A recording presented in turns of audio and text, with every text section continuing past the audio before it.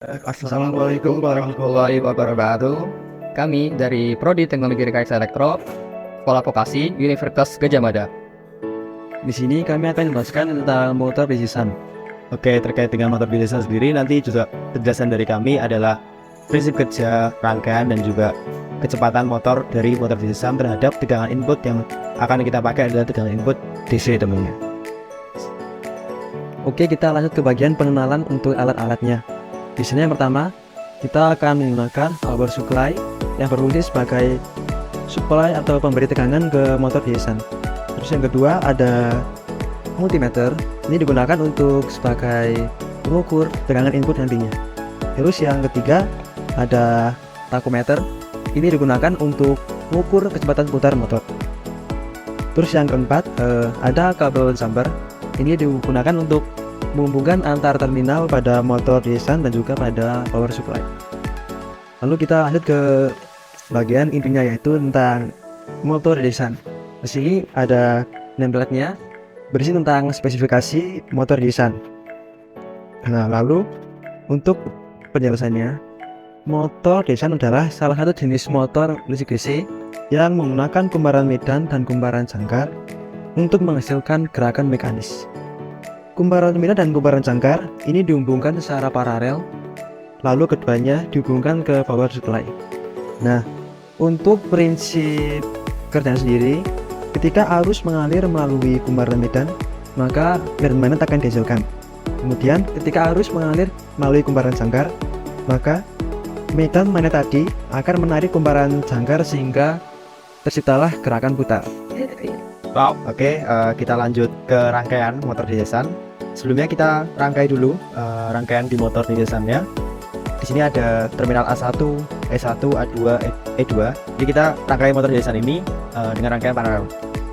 Kita rangkai aja seperti ini. Simple sih, A1 ketemu E1, terus A2 ketemu E2. Nah, jadi nanti A1, E1 dan A2, E2 ini bakal masuk ke power supply. Ini yang dapat fasa, ini yang dapat netral, seperti itu. Oke, kita sambungkan saja langsung ke power supply DC-nya. Ini netral ya, jangan lupa. Ini fasa. Oke. Nah, buat mempermudah teman-teman semuanya buat mengukur tegangan input dari power supply ini, jangan lupa teman-teman buat nyiapin multimeter. Jadi nanti multimeternya dipaskan ke selektor DC volt, jangan sampai yang lainnya. Terus skalanya di 250 itu. Oke, kita sambungkan ke power supply-nya. Ini kita percobaan dengan inputan 20 ke 40 ya. Jadi kita lihat gimana sih pengaruh dari tegangan input terhadap putaran motor ini atau RPM-nya. Kita start power supply-nya, on kan. Kita lihat, kita ambil 20. Terus kita 20.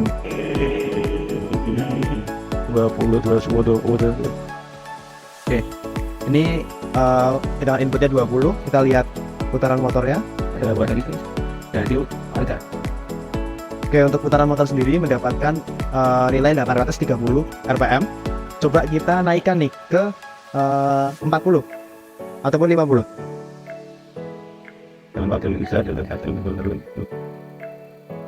Nah, untuk nilai 50 sendiri atau tegangan input for DC 50 sendiri itu mendapat putaran 1460. Jadi antara tegangan input 20 dan 40 itu sangat berbeda ya teman-teman.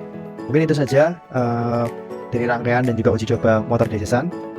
Oke, di sini saya akan menjelaskan tentang analisis grafik dari motor DCSan. Sudah diketahui bahwa saat tegangan 20 volt, ia akan menghasilkan RPM sebesar 830. Dan yang kedua, saat tegangan 50 volt, ia akan menghasilkan RPM sebesar 1460.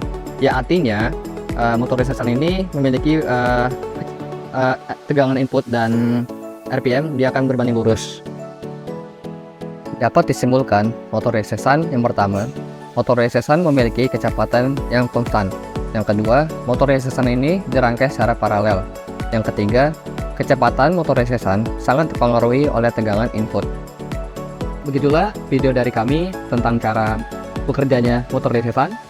Semoga video tadi bisa menambah ilmu, wawasan, dan juga pengetahuan terkait dengan motor DCSan. Sekian dari kami. Wassalamualaikum warahmatullahi wabarakatuh.